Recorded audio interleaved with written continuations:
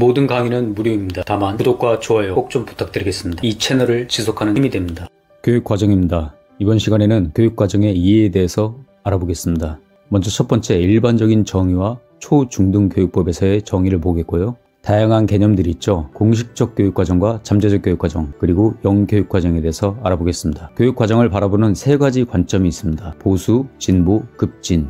이 세 가지에 대해서 서로 비교해가면서 알아보겠고요. 교육과정 개발이죠. 합리적 교육과정 개발, 타일러의 합리적 모형입니다. 그리고 워커의 수기 모형, 아이즈너의 예술적 모형에 대해서 알아보겠습니다. 첫 번째, 교육과정 개념입니다. 커리큘럼이라는 것은 코스 오브 레이스, 말이 뛰는 길을 말하죠. 바빗은 1918년에 교육과정에 관한 최초의 저서에서 어떤 지식이 가르칠 가치가 있는가 교육 내용을 논의를 했습니다. 교육과정의 일반적인 정의입니다. 교육 목표를 달성하기 위해서 교육 내용과 학습 활동을 체계적으로 조직한 계획을 말하죠. 학교에서 가르치는 교육 내용을 말하는 것입니다. 초중등교육법에서의 정의를 보면은 교육과정은 학교 교육에 있어서 학생들에게 어떤 교육 목표를 어떠한 내용과 방법을 통해서 성취를 시킬 것인가, 이것을 국가 수준에서 정해놓은 기준을 말합니다. 교육과정은 학교에서 가르치는 교육 내용을 말하죠. 이때 교육 내용을 무엇으로 할 것인가에 따라서 여러 유형으로 분류합니다. 가르칠 내용을 교과로 하든지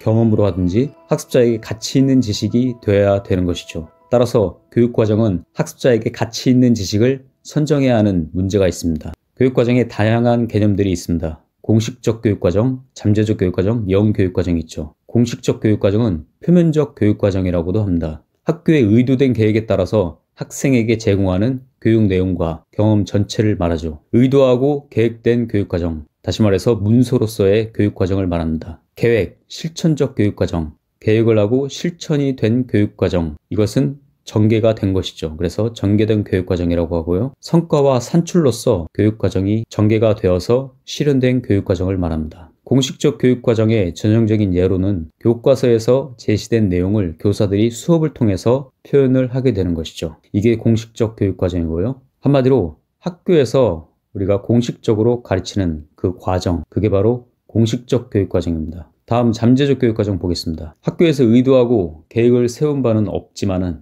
학교 생활을 하는 도중에 은연중에 가지게 되는 경험을 말합니다. 수업이나 학교의 풍토 때문이죠. 따라서 의도하지 않은 결과가 산출될 수 있습니다. 왜? 주로 정의적인 측면이나 태도 또는 무의식적인 생활 습관 등과 밀접한 관련이 있습니다. 다음 영교육과정입니다. 의도적으로 배제한 교육과정을 영교육과정이라고 하죠. 일부러 특정 내용을 배제를 해서 학습자가 배울 기회를 차단시켜버리는 것입니다. 그렇지만 영교육과정은 교육과정의 필연적 산물일 수밖에 없습니다. 다음 예시를 보겠습니다. 두 교사의 대화 내용 중에 최 교사는 영교육과정의 개념을 근거로 이야기하고 있습니다. 먼저 김 교사가 이야기합니다. 고고학은 정말 중요한 학문인데 우리나라 고등학교에서는 왜 안 가르치는지 모르겠어요. 최 교사의 대화입니다. 어떤 것을 가르치는 것은 다른 것을 가르치지 않는다는 것을 의미하죠. 제한된 여건 때문에 모든 것을 동시에 가르칠 수는 없죠. 이처럼 의도적인 배제는 학습자가 배울 기회를 차단시키기도 합니다. 하지만 영교육과정은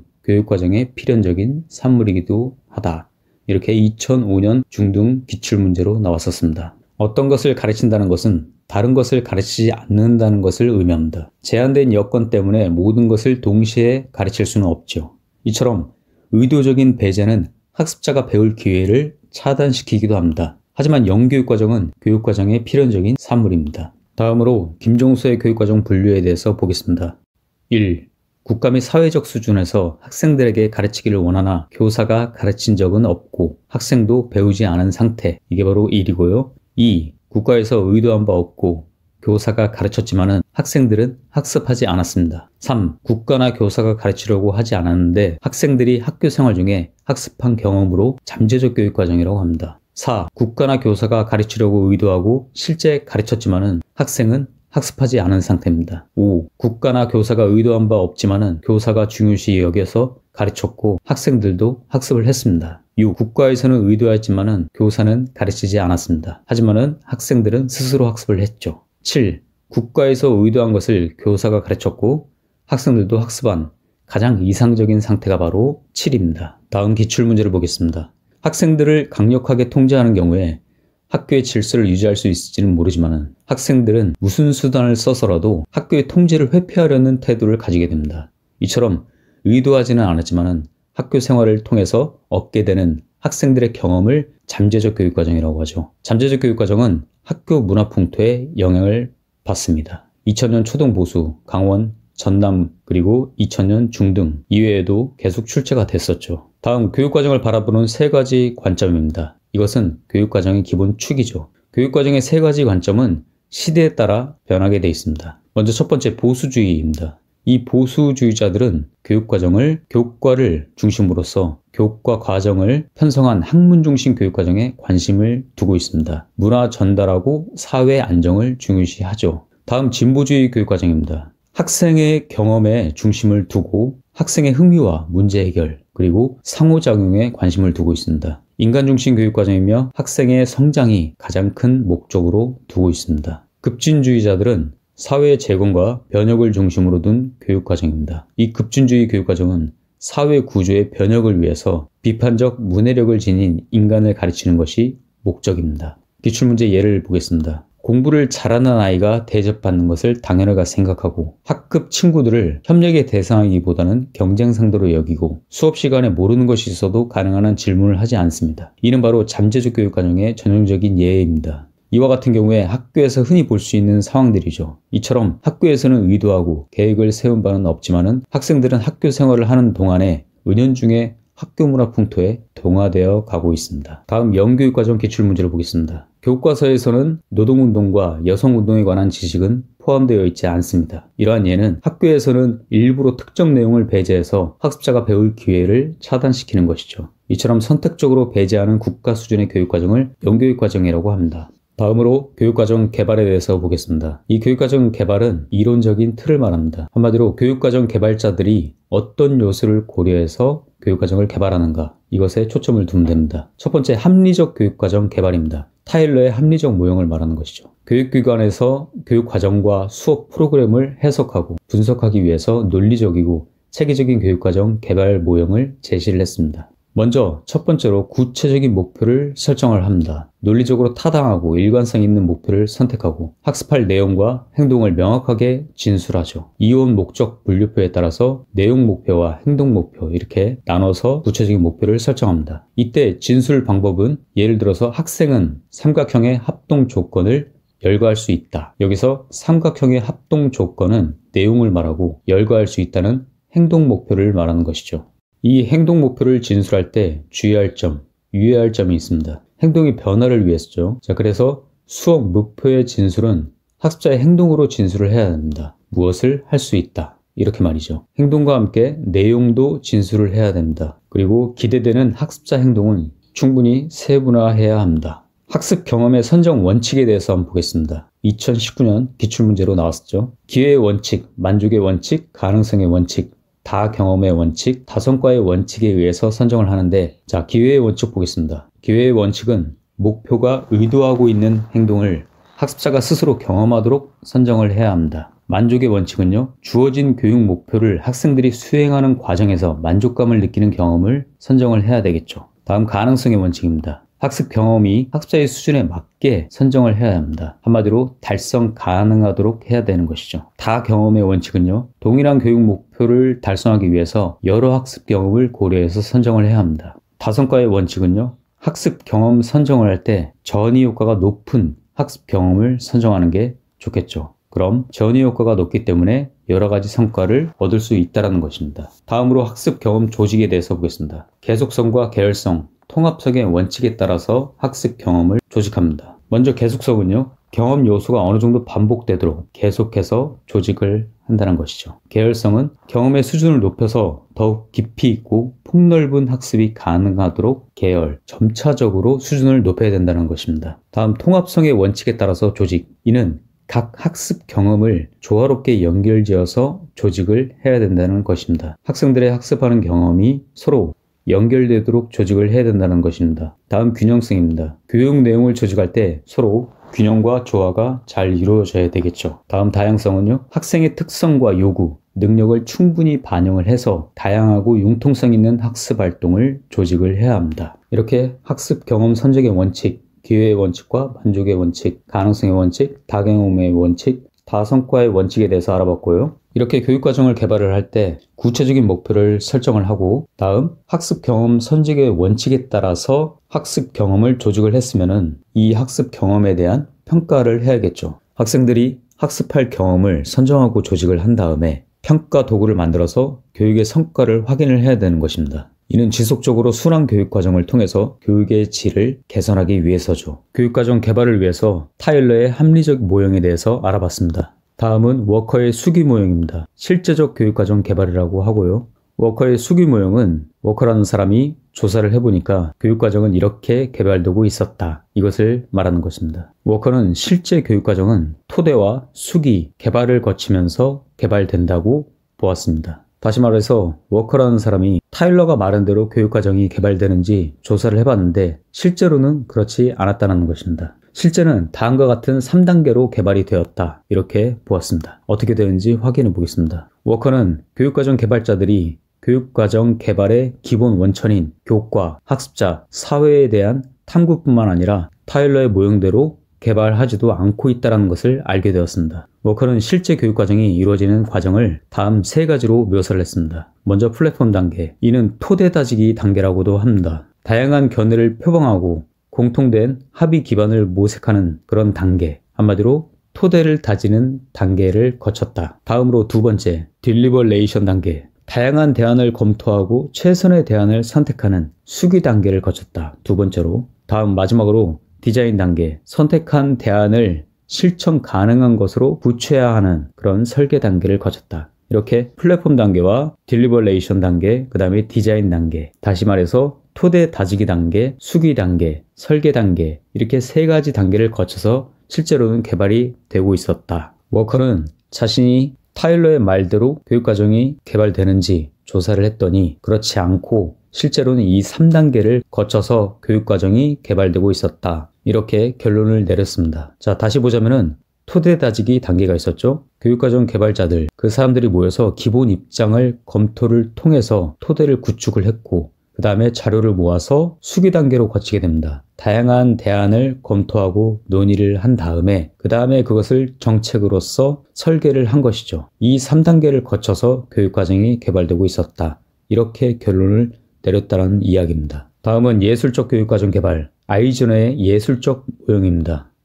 아이즈너는 교육과정에 대한 의사결정을 하는 사람은 다양한 시각으로 표현하는 예술가와 같다고 말했습니다. 이 교수의 예술성을 인정을 하면서 교육과정을 교사가 개발하도록 도와야 한다고 말했습니다. 풍부한 교육 실제를 감정할 수 있도록 다양하고 새로운 과정과 방법이 필요하다. 가르치는 일은 예술적인 경험과 감각에 의존하고 있다. 가르치는 일은 창조적이고 목표가 그 과정에서 이루어진다고 보았습니다. 아이즈너는 교육과정 개발의 예술적인 접근, 즉 종합적인 접근으로 바라봐야 된다고 말했습니다. 먼저 첫 번째, 목표를 설정을 하고 그 다음에 교육과정의 내용을 선정을 한 다음에 학습 기회 유형을 파악하고 그 다음 학습 기회를 조직을 하고 내용 영역을 조직을 하고 제시 양식과 반응 양식을 사용을 하고 다음 마지막으로 종합적인 평가 절차를 사용해야 된다고 했습니다. 먼저 목표 설정입니다. 명백한 목표뿐만 아니라 정해하지 않은 목표도 고려를 해서 목표 우선순위를 토의 과정을 통해서 심사숙고를 해야 된다고 했습니다. 다음으로 교육과정의 내용을 선정을 할 때 영교육과정도 포함해야 된다고 말했고요. 다음 학습 기회의 유형, 목표와 내용을 학생에게 의미 있는 학습활동으로 변형을 해야 된다. 이때 교육적 상상력을 동원해야 된다고 했고요. 학습 기회를 조직을 할 때는 통제보다는 참여, 이 학생들이 다양한 학습 결과를 유도할 수 있는 비선형적인 접근 방법을 강조를 했습니다. 내용 영역을 조직을 할 때는 다양한 교과 사이를 꿰뚫는 내용 조직을 강조를 했고요. 이때 탐구적 시도를 제약하는 다양한 교과 사이를 꿰뚫는 내용 조직을 강조를 했습니다. 통합을 말하는 것이죠. 학생의 교육 기회를 넓혀주는 다양한 의사소통 양식을 사용을 해야 된다고 했고, 마지막으로 개발 과정의 다양한 단계를 종합적인 평가 절차를 사용을 해서 개발을 해야 된다고 주장했습니다. 자, 그럼 이번 시간 끝으로 타일러의 합리적 모형이죠. 기출문제를 쭉 한번 살펴보겠습니다. 그래서 타일러가 교육과정과 수업의 기본 원리에서 제시한 교육 목표에 대한 주장은 교육 목표의 기초에서 교육 경험, 즉 학습 경험을 선정, 조직해야 된다고 했습니다. 또한 교육 목표에는 학생이 성취해야 할 행동, 그리고 삶의 내용 또는 영역이 포함되어야 된다고 2007년 그 이후에도 계속 기출문제로 나왔었고, 최근에 2019년에 학습 경험의 선정 원칙, 기회와 만족의 원칙에 대해서 나왔었죠. 다음 학습 경험 조직에서 계속성과 계열성에 대해서 한번 기출문제 보겠습니다.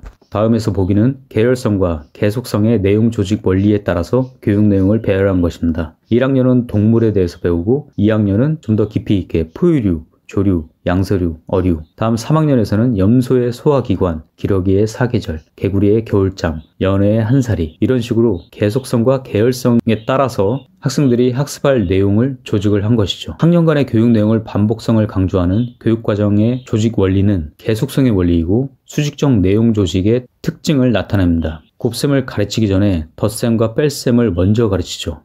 이것은 계열성의 학습 경험 조직의 원리를 따라서 한 예입니다. 다른 기출문제 예를 보겠습니다. 독서에 대한 폭넓은 흥미 함양을 지향하는 목표가 있다면 다양한 분야의 책을 읽어볼 수 있는 경험을 제공해야 된다. 이 말은 학습 경험의 선정 원칙 중에서 기회의 원칙에 따른 것이죠. 교사는 목표가 의도하고 있는 행동을 학습자가 스스로 경험하도록 선정을 해야 된다고 2019년 기회의 원칙에 대해서 나왔습니다. 또 만족의 원칙에 대해서도 나왔었죠. 학생들에게 독서를 지도하고자 하는 교사는 지도에 앞서서 우선 학생들의 여러 특성을 진단을 해보고 그 특성 중에서 아동들의 필요와 흥미를 토대로서 독서에 대한 내용을 선정합니다. 이때 교사가 적용한 내용 선정의 원칙을 만족의 원칙이라고 합니다. 이 만족의 원칙은 주어진 교육 목표를 학생들이 수행하는 과정에서 만족감을 느끼는 경험을 선정하는 것을 말합니다. 자, 이번 시간에 이렇게 교육과정의 이해 부분, 개념에 대해서 알아봤고요. 공식적 교육과정과 잠재적 교육과정, 영교육과정에 대한 다양한 개념에 대해서 보았죠. 그리고 교육과정을 바라보는 세 가지 관점이 있었죠. 보수, 그리고 진보, 급진.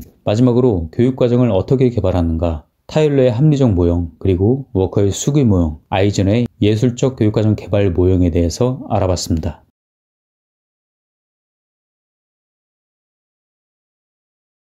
과정의 일반적인 정의입니다. 교육 목표를 달성하기 위해서 교육 내용과 학습 활동을 체계적으로 조직한 계획을 말하죠. 학교에서 가르치는 교육 내용을 말하는 것입니다. 초중등교육법에서의 정의를 보면은 교육과정은 학교 교육에 있어서 학생들에게 어떤 교육 목표를 어떠한 내용과 방법을 통해서 성취를 시킬 것인가, 이것을 국가 수준에서 정해놓은 기준을 말합니다. 교육과정은 학교에서 가르치는 교육 내용을 말하죠. 이때 교육 내용을 무엇으로 할 것인가에 따라서 여러 유형으로 분류합니다. 학교의 의도된 계획에 따라서 학생에게 제공하는 교육 내용과 경험 전자. 학교에서 의도하고 계획을 세운 바는 없지만은 학교 생활을 하는 도중에 은연중에 가지게 되는 경험을 말합니다. 의도적으로 배제한 교육과정을 영교육과정이라고 하죠. 영교육과정은 교육과정의 필연적 산물일 수밖에 없습니다. 국가에서 의도한 것을 교사가 가르쳤고 학생들도 학습한 가장 이상적인 상태가 바로 7입니다. 먼저 첫 번째, 보수주의입니다. 이 보수주의자들은 교육과정을 교과를 중심으로서 교과 과정을 편성한 학문 중심 교육과정에 관심을 두고 있습니다. 문화 전달하고 사회 안정을 중요시하죠. 다음, 진보주의 교육과정입니다. 학생의 경험에 중심을 두고 학생의 흥미와 문제 해결, 그리고 상호작용에 관심을 두고 있습니다. 인간 중심 교육과정이며 학생의 성장이 가장 큰 목적으로 두고 있습니다. 급진주의자들은 사회의 재건과 변혁을 중심으로 둔 교육과정입니다. 이 급진주의 교육과정은 사회 구조의 변혁을 위해서 비판적 문해력을 지닌 인간을 가르치는 것이 목적입니다. 첫 번째, 합리적 교육과정 개발입니다. 타일러의 합리적 모형을 말하는 것이죠. 교육기관에서 교육과정과 수업 프로그램을 해석하고 분석하기 위해서 논리적이고 체계적인 교육과정 개발 모형을 제시를 했습니다. 먼저 첫 번째로 구체적인 목표를 설정을 합니다. 논리적으로 타당하고 일관성 있는 목표를 선택하고 학습할 내용과 행동을 명확하게 진술하죠. 이온 목적 분류표에 따라서 내용 목표와 행동 목표 이렇게 나눠서 구체적인 목표를 설정합니다. 이때 진술 방법은 예를 들어서 학생은 삼각형의 합동 조건을 열거할 수 있다. 여기서 삼각형의 합동 조건은 내용을 말하고 열거할 수 있다는 행동 목표를 말하는 것이죠. 학습 경험의 선정 원칙에 대해서 한번 보겠습니다. 2019년 기출문제로 나왔었죠. 기회의 원칙, 만족의 원칙, 가능성의 원칙, 다경험의 원칙, 다성과의 원칙에 의해서 선정. 다음으로 학습 경험 조직에 대해서 보겠습니다. 계속성과 계열성, 통합성의 원칙에 따라서 학습 경험을 조직합니다. 이렇게 교육과정을 개발을 할 때 구체적인 목표를 설정을 하고 다음 학습 경험 선직의 원칙에 따라서 학습 경험을 조직을 했으면은 이 학습 경험에 대한 평가를 해야겠죠. 학생들이 학습할 경험을 선정하고 조직을 한 다음에 평가 도구를 만들어서 교육의 성과를 확인을 해야 되는 것입니다. 이는 지속적으로 순환 교육과정을 통해서 교육의 질을 개선하기 위해서죠. 워커의 수기 모형은 워커라는 사람이 조사를 해보니까 교육과정은 이렇게 개발되고 있었다. 이것을 말하는 것입니다. 워커는 실제 교육과정은 토대와 수기, 개발을 거치면서 개발된다고 보았습니다. 워커는 자신이 타일러의 말대로 교육과정이 개발되는지 조사를 했더니 그렇지 않고 실제로는 이 3단계를 거쳐서 교육과정이 개발되고 있었다. 이렇게 결론을 내렸습니다. 아이즈너의 예술적 모형입니다.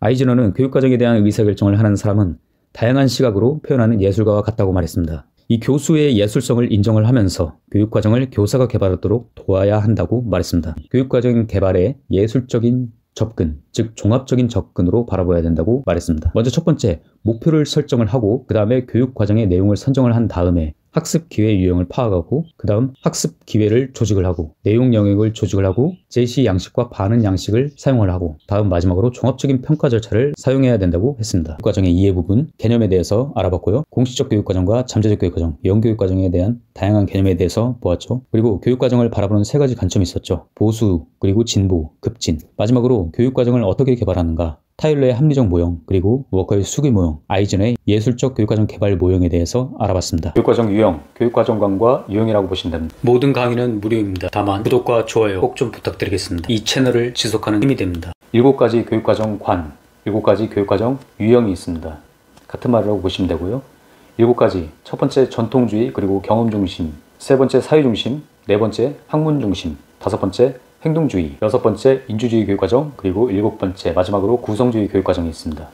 첫 번째 교과 중심 교육과정이라는 것은 교과의 지식체계를 존중하고 학생의 각 교과의 지식체계대로 배워나가는 것을 말합니다.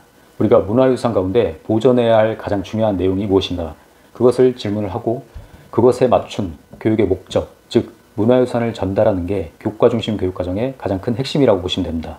따라서 교육 내용으로서는 교과 내용을 강조하죠. 누구나 알아야 할 사실, 그리고 기본 지식과 기능, 전통적 가치에 초점을 두고 있고요. 교사는 수업에서 강의법과 암송법을 중심으로 교사 중심 수업을 강조합니다. 그렇기 때문에 평가에서도 지필검사용 시험지를 사용을 해서 정기적으로 평가를 하고요. 그리고 두 번째, 경험 중심 교육과정이죠. 경험 중심 교육과정은 진보주의 교육 사상을 반영한 교육과정으로서 학습자의 흥미와 요구, 능력을 토대로 자발적 활동에서 생기는 경험의 체계를 중요시합니다. 따라서 어떤 경험이 개인을 건전한 성장으로 이끌 수 있는가, 그리고 교육 목적으로서는 그렇기 때문에 아동의 발달을 중요시합니다. 교육 내용으로서 개인의 성장을 도울 수 있는 상황들을 중심으로 조직을 하고요. 학생의 생활과 가장 가까운 내용을 다루고 있습니다. 수업으로서는 준비된 수업 자료보다는 지역 사회를 교수 학습의 자원으로 삼고 있고, 그리고 역시 학생 중심인 것이죠. 수업에서 협동적 학습, 그리고 교사는 촉진자로서 활동을 하게 됩니다.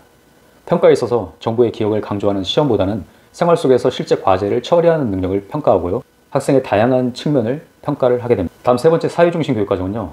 사회 구조를 변화시키기 위해서 학교는 어떤 사람을 도대체 길러야 하는가? 이게 바로 기본 질문이죠. 교육의 목적은 사회 변화를 추구할 수 있는 학생의 비판적 태도와 신념을 기르는 게 바로 목적입니다. 교육 내용으로서는 사회적 불합리와 모순을 깨우칠 수 있는 내용, 즉 사회적 의식이 깨인 실천가를 기르는 것을 교육 내용으로 삼고 있습니다. 수업으로서 교사는 옳고 그름을 판단하고 실천하도록 요구를 하고요. 수업 방법은 대화와 토론을 통해서 사회의 구조적 모순을 변화시키도록 만들어내고 이끌어 나가게 되어 있습니다. 평가에서는 교사는 학생의 수업 참여도, 그리고 열의, 잠재 능력을 표현한 것 등을 평가하게 됩니다. 다음 네 번째 학문 중심 교육과정입니다. 과연 교과의 학문적 구조는 무엇인가? 이게 바로 기본 질문인데, 학문 중심 교육과정은 교육의 목적이 학문의 기본 구조를 파악하는 것입니다. 한마디로 인지 능력, 지력을 개발하는 것이죠. 교육 내용으로서는 각 교과를 구성하는 기본 개념, 그리고 법칙과 원리, 주제, 요소 간의 관련성, 이런 것들을 교육 내용으로서 다루고 있고, 교사는 수업에서 학생들에게 학자들이 연구하는 것 같이 탐구 활동에 참여하게 합니다. 그리고 평가에 있어서 학문의 개념적 구조에 관해서 통찰을 했는가, 실제 탐구 행위를 경험을 하는가, 이게 바로 평가의 주된 관심입니다. 학문 중심 교육과정의 그 한계로서는 학년이 올라가면서 강조하는 나선형 조직 방식, 이 내용이 반복적으로 너무 심해져서 학년이 올라갈수록 내용이 너무 늘어나고 어려워질 수 있다는 그런 단점이 있죠. 다음 5번째 행동주의 교육과정입니다. 교육과정을 마쳤을 때 학습자가 도대체 무엇을 할 수 있나? 이게 바로 기본 질문이고요. 교육 목적으로서 완전 학습을 지향합니다. 학생들에게 제시한 모든 과제를 숙달시키는 게 목적이죠. 따라서 교육 내용으로서는 관찰과 측정 가능한 행동을 내용으로 하고 있고요. 수업 내용으로서는 명확하게 세분화된 목표를 수행하기 위해서 연습 기회를 충분히 제공을 해야 됩니다. 학생들이 각각 기능을 숙달할 때까지 완전 학습을 지향하는 것이죠. 평가에 있어서 학생들의 성취 능력을 평가해야겠죠. 이때 준거지향 평가, 완전 학습이기 때문에요. 목표 지향이기 때문에 준거지향 평가를 지향합니다. 다음 6번째 인주주의 교육과정입니다. 사람들은 어떻게 세계를 이해하고 어떻게 해야 창의적으로 생각하는 법을 배울까? 이게 바로 기본 질문입니다. 인주주의 교육과정이에요. 교육 목적으로서는 사고하는 능력을 개발하는 것이죠. 한마디로 정신 능력을 개발하는 것입니다. 이 인주주의 교육과정의 교육 내용으로서는 학습 관련 원리들을 활용을 해서 교육과정 내용을 개발합니다. 그래서 동화와 조절을 통해서 교육과정을 조직을 한 것을 가지고 교육 내용으로 하고 있죠. 수업으로서는 학생들이 아는 것을 통해서 기능과 개념을 가르치고 내적 동기를 부여해 줍니다. 평가에 있어서 표준화된 평가 방식보다는 임상 면접이나 관찰법, 기본 개념을 충실하게 우리가 파악을 했는가 학생들이. 그리고 이 인주주의 교육과정 역시 한계가 있습니다. 학생의 지식과 경험 속에서 수업이 이루어졌기 때문에 그만큼 교과 내용의 범위가 줄어들 수밖에 없다는 것이죠. 따라서 객관적인 평가에 어려움이 있습니다. 마지막으로 7번째 구성주의 교육과정입니다. 학생들이 어떻게 의미를 만들어가고 도대체 어떻게 지식을 구성해 나가는가. 구성주의 교육과정이 좀 어려울 수 있는데 이렇게 생각해보면 좀 쉬울 수 있습니다. 구성주의 교육과정은 지식을 스스로 구성해 나간다. 어떻게? 이런 질문을 자꾸 던지면은 그 관점에 대해서 조금 이해가 갈 겁니다. 관점은 학교가 너무 객관적이고 추상적이고 탈맥락적이다. 이런 것들, 실생활과 먼 지식들만 가르치려고 한다. 하지만은 학생들은 사실 역사, 문화, 사회적 상황을 바탕으로 지식을 구성해 나가고 있다. 이런 관점을 가지고 교육 목적으로서 인지적 구성주의, 그리고 사회적 구성주의, 주체적 지식 구성, 학습 참여를 강조를 합니다. 여기서 말하는 인지적 구성주의는 개인의 인지 발달, 그리고 사회적 구성주의는 사회적 관계 속에서 사회 문화적 동화 과정을 말하는 것이죠. 따라서 가장 핵심은 교육 목적은 주체적인 지식 구성, 그리고 주체적인 학습 참여, 이런 것들입니다. 따라서 이 구성주의 교육과정의 교육 내용으로는 생활과 사회 속의 문제, 한마디로 삶에 직면한 실제 과제들을 교육 내용으로 다루고 있습니다. 수업에 있어서 교사는 학생에 대한 주인의식과 참여, 그리고 자기 주도적 성장을 강조하고 있죠. 이때 교수 모형으로서는 문제중심 학습을 다루고 있습니다. 문제중심 학습은 다음 시간에 한번 심도 있게 다루도록 하겠습니다. 학습 모델로서는 인지적 도제, 그리고 상황적 학습 모델, 인지적 유연성. 자, 평가에 있어서는 교사평가, 그리고 학습자 스스로 평가하고 팀과 팀원 간 평가를 모두 포함하고요. 여러 시각과 자료를 이용한 종합평가가 이루어집니다. 자, 이렇게 7가지 교육과정 교육과정 유형에 대해서 알아봤고, 기출문제 한번 보면서 퀴즈 한번, 여기서 중간에 잠깐 기출문제를 한번 볼게요. 여러분들이 어떤 교육과정인지 한번 맞춰보시기 바랍니다. 초등학교에서 배우는 광합성의 원리를 중등학교 과학교과에서 심화 반복하는 것은 계속성과 계열성의 원칙에 따른 내용 조직에 있다. 그리고 자원과 희소성, 수요와 공급 등의 개념과 원리를 교과 구조 속에서 강조하며 교사가 결과를 먼저 제시하기보다 학생들이 탐구 과정을 통해서 일반화된 원리를 발견하게 하는 것. 이게 무엇일까요? 3초 드리겠습니다. 하나, 둘, 셋. 어떤 유형이죠? 맞습니다. 학문 중심 교육과정입니다. 이 학문 중심 교육과정의 교육관에 따른 것이다. 학문 중심 교육과정의 학습 형태는 학자가 기본 개념이나 원리, 법칙을 발견해 나가는 과정과 같은 방식으로 학습을 해나가는 것이다. 따라서 학생들이 지성을 개발하고 탐구력을 배양하도록 하는 것, 이게 바로 궁극적인 목적이다. 2006년 중등 기출문제를 한번 봤습니다. 자, 기출문제 또 하나 보겠습니다. 땡땡땡 교육과정은 사회가 당면한 문제나 학생들이 흥미를 갖는 주제에 관심이 적다. 또한 교육과정과 개발에서 교사의 실천적 지식을 잘 반영하고 있지 않을 뿐 아니라 학년이 올라가면서 동일 주제가 심화 확대되고, 그리고 교과 내용이 지나치게 어려워질 가능성도 있다. 어떤 교육과정이죠? 네, 맞습니다. 학문 중심. 이것도 역시 학문 중심 교육과정입니다. 2004년 유초등에서 나왔었고 그 이후도 계속 출제가 됐었죠. 자, 다음 문제입니다. 땡땡땡땡 교육과정은 학생들의 자아실현을 목표로 하고 또 학교 환경의 인간화와 학습 선택권을 최대한 보장하고 잠재적 교육 과정을 중요시한다. 감이 살짝 잡히시죠? 따라서 땡땡땡땡 교육과정은 역사, 문학, 철학, 예술을 강조하고 학생 개개인의 개성에 적절한 교육활동을 인정한다. 이러한 교육과정은 인간주의적 교사를 필요로 한다는 것이 가장 큰 특징이다. 무엇일까요? 하나, 둘, 셋, 예. 인간중심 교육과정입니다. 2014년 출시 기출문제, 이 기출문제를 한번 보시고 수업 전략에 대해서 한번 여러분들이 간략하게 한번 써보시기 바랍니다. 모든 강의는 무료입니다. 다만 구독과 좋아요 꼭 좀 부탁드리겠습니다. 이 채널을 지속하는 힘이 됩니다. 집중해서 한번 들어보세요. 만약 이해가 어렵다면 두세 번 반복해서 들어보시면 용어가 익숙해질 겁니다. 용어가 익숙해지면 그때 책을 펴고 학습한 주제를 찾아서 글을 읽어보는 겁니다. 그리고 이해가 되었다면 개념을 한번 써보시기를 추천합니다. 한번 써보는 것으로는 완전히 암기하기가 어렵겠죠. 그래서 주요 키워드만 떠올리는 겁니다. 네, 맞습니다. 주요 키워드를 떠올리면 아무래도 문장을 완성하기가 쉽겠죠. 그럼 이번 시간에는 교육과정 구성에 대해 알아보겠습니다. 여러분은 지금 소요교육학 채널에 오셨습니다. 구독과 좋아요, 알람 설정 아시죠? 교육과정 구성에는 다음과 같이 4가지가 있습니다. 교육 목표, 교육 내용, 교수학습, 교육평가. 먼저 첫 번째, 교육 목표입니다. 교육에서 의도적으로 달성하려는 최종적인 교육 성과를 말하죠. 이때 교육 목적은 세분화해서 항목을 나누어 주어야 합니다. 그리고 두 번째, 교육 내용입니다. 교육 목적을 달성하기 위한 내용을 말하죠. 교육 내용에는 교육 내용을 선정하고 조직하는 것까지 포함한 것입니다. 세 번째는 교수학습입니다. 교수학습은 교수와 학습을 말하는데요. 교수는 교육 내용을 가르치는 행위를 말하죠. 학습은 학습자의 지식, 행동, 태도의 변화를 말합니다.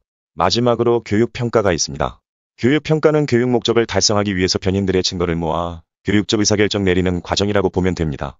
앞서 말한 4가지가 교육과정의 구성 요소입니다. 그럼 타일러라는 사람이 어떻게 교육과정을 구성했는지 자세히 알아볼게요. 타일러는 교육과정을 개발하기 위해 다음과 같은 합리적 모형을 만들었습니다. 앞서 말씀드렸다시피 먼저 교육 목표를 수립하고 다음 학습 경험을 선정하고 학습 경험을 조직하고 마지막으로 학습 경험을 평가하는 것이죠. 그럼 첫 번째, 교육 목표의 수립을 보겠습니다.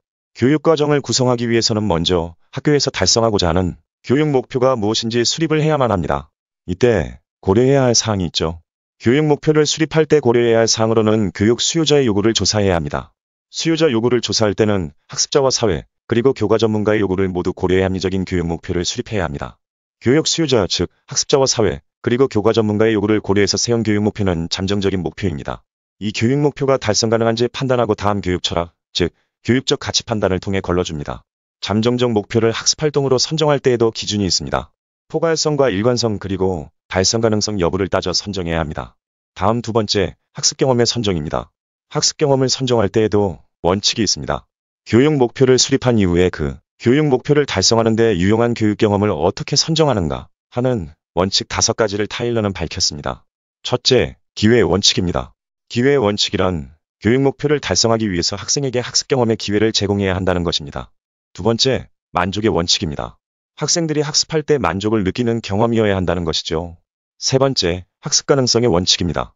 학습 가능성은 학습 경험이 학생의 현재 수준에서 경험 가능한 것이어야 한다는 뜻입니다. 네 번째, 일목표 다 경험의 원칙입니다. 즉, 하나의 목표를 달성하기 위해서 여러 가지 경험이 필요하다는 말입니다. 마지막 5번째는 일경험 다 성과의 원칙입니다. 하나의 학습 경험을 통해서 여러 가지 성과, 즉 많은 교육 결과를 가져올 수 있다는 것이죠. 타일러는 위 5가지 선정 원칙을 통해서 학습 내용을 선정해야 한다는 원칙을 세운 것입니다. 자, 교육 목표와 교육 내용의 선정을 확인했으니 학습 경험의 조직과 평가를 확인하겠습니다. 학습 경험의 조직입니다. 학습 경험을 조직할 때에도 기준이 있어야겠지요. 학습 경험을 조직할 때에도 효과적인 수업을 위해서 선정한 교육 경험을 어떻게 조직할 수 있는가 하는 3가지 선정 기준을 제시했습니다. 첫 번째, 계속성입니다. 계속성은 반복적으로 계속 제공한다는 뜻이죠. 따라서 학습자가 교육 내용을 여러 차례 반복할 수 있는 기회를 제공해야 한다는 계속성에 따라 조직해야 합니다. 다음 두 번째, 계열성입니다. 계열성이라는 것은 쉬운 것에서부터 어려운 것으로 점진적인 단계를 말합니다. 따라서 학습 내용이 단계적으로 깊어지도록 조직해야 한다는 의미입니다. 다음 세 번째, 학습 경험을 조직할 때 기준으로 통합성이 있습니다.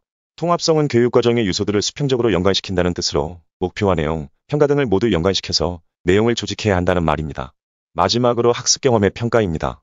목표를 수립하고 내용을 선정하고 조직했으니까 이제 평가를 해야겠죠? 교육의 모든 과정 중에 꼭 해야만 하는 것이 바로 평가입니다. 교사가 학생들만 평가하는 것이 아니라 교육과정도 잘 세웠는지 평가를 해서 좋은 방향으로 고쳐야겠지요. 그럼 학습 경험의 효과성은 어떻게 평가할 수 있을까요? 네, 맞습니다. 평가를 위해서는 평가 도구가 있어야겠지요. 그래서 교육과정 역시 평가 도구를 만들어 교육 성과를 확인하고 피드백을 해야 합니다. 앞으로 평가라는 말이 나오면 평가 도구를 떠올리셔야 합니다. 먼저 교육과정 평가란 교육 목표가 교육과정을 통해서 얼마나 실행되었는지 확인하는 일을 말합니다. 이때에도 행동적 용어로 목표를 진술해야겠지요. 무엇을 했기 때문에 행동이 어떻게 변화되었는지 확인해야 합니다. 즉, 수업이 끝난 후에 학생들이 나타낼 수 있는 행동으로 진술하듯이 말이죠. 자, 그럼 이번 시간에 이렇게 교육과정의 구성요소 4가지죠. 목표와 내용 선정, 조직, 그리고 교육평가에 대해서 타일러의 합리적 모형에 대해서 알아보았습니다. 모든 강의는 무료입니다. 다만 구독과 좋아요 꼭 좀 부탁드리겠습니다. 이 채널을 지속하는 힘이 됩니다.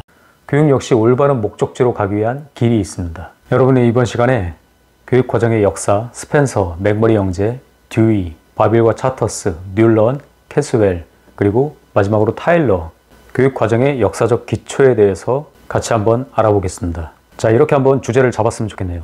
스펜서는 현대 교육과정 논의를 시작을 했고, 맥머리 형제는 교육과정과 수업의 집합, 그리고 듀이는 아동중심 교육과정의 논의를 구체화했다. 바빌과 차터스는 교육과정 구성에 과학화를 했고, 뉴런은 교사에 의한 교육과정을 개발을 했고, 캐스웰은 수업 개선을 위한 교육과정을 개발했고, 타일러는 20세기 교육과정 논의의 거대한 디딤돌이었다. 이렇게 보면 되겠습니다. 자, 시작하겠습니다. 먼저 스펜서입니다. 현대적 의미의 교육과정 논의에 불을 붙인 이 스펜서는 1860년에 즉 고전적 교육, 훈육과 암송을 비판했습니다. 그의 저서에서 교육과정의 기본 질문은 어떤 지식이 가장 가치 있는 지식인가?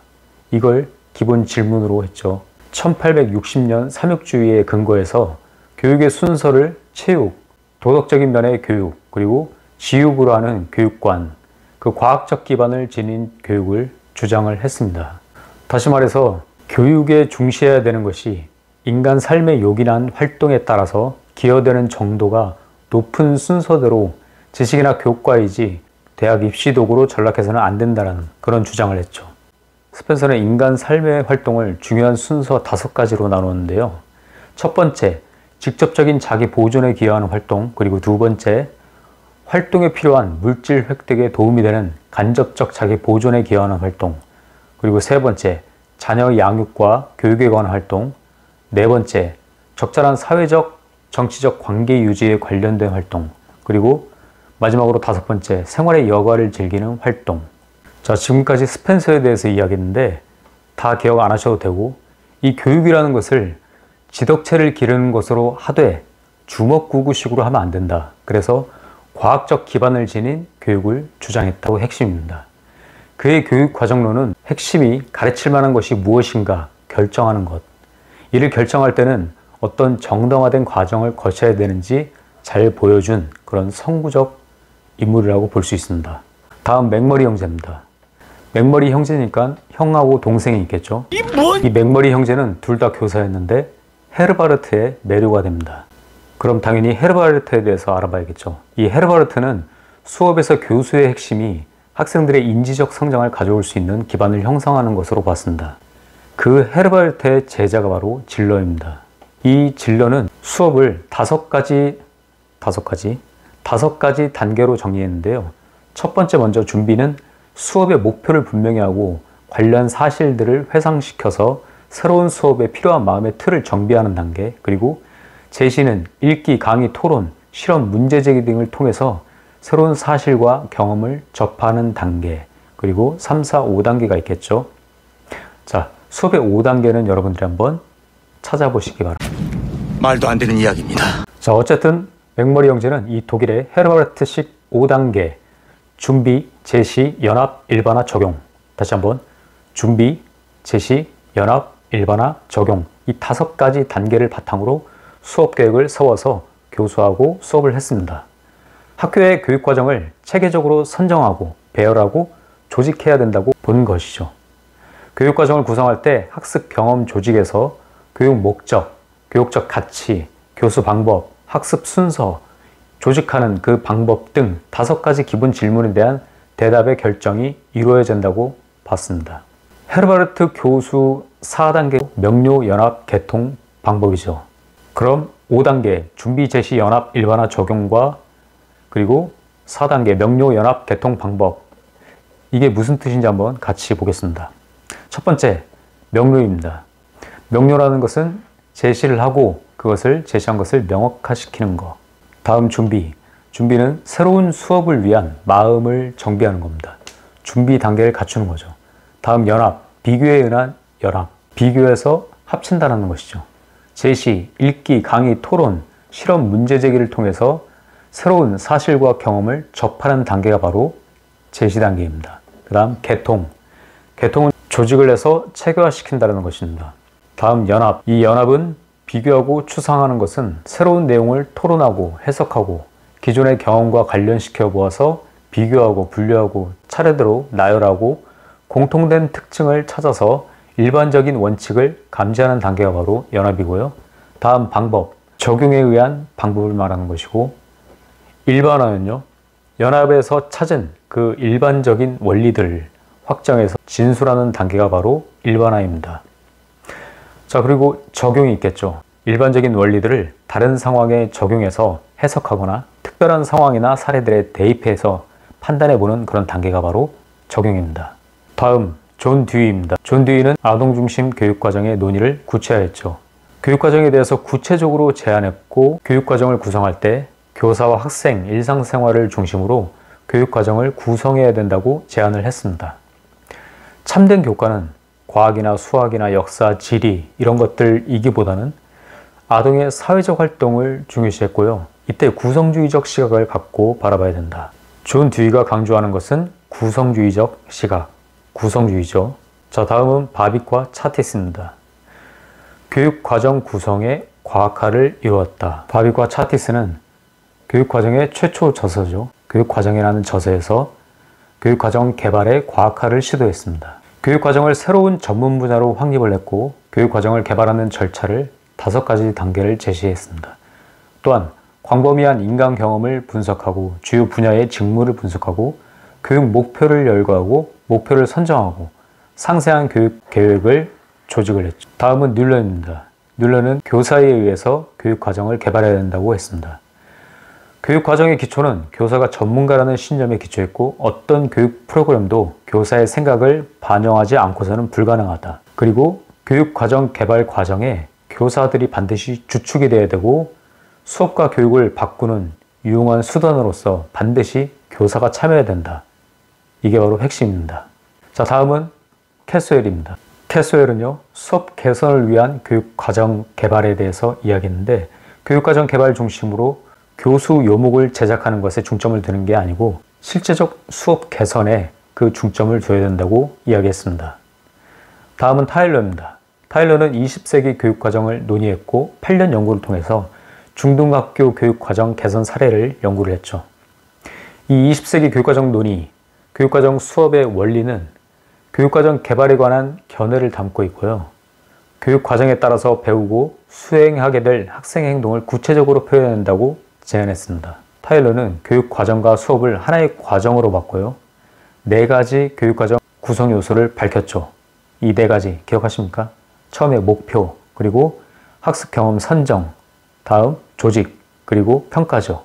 자, 그래서 이 과정을 보면은 학교에서 달성하고자 하는 교육 목표가 무엇이냐, 그리고 수립된 교육 목표를 달성하는데 유용한 학습 경험을 도대체 어떻게 선정할 것인가. 3번째, 효과적인 수업을 위해서 선정한 교육 경험을 어떻게 조직할 것인가. 마지막으로 4번째, 학습 경험의 효과성은 어떻게 평가할 것인가입니다. 타일러의 교육과정 모형은 결과 중심, 평가 중심의 기술적인 모형이다. 이렇게 보시면 됩니다. 자, 그럼 타일러의 8년 연구, 중등학교 교육과정 개선 사례에 대해서 한번 보겠습니다.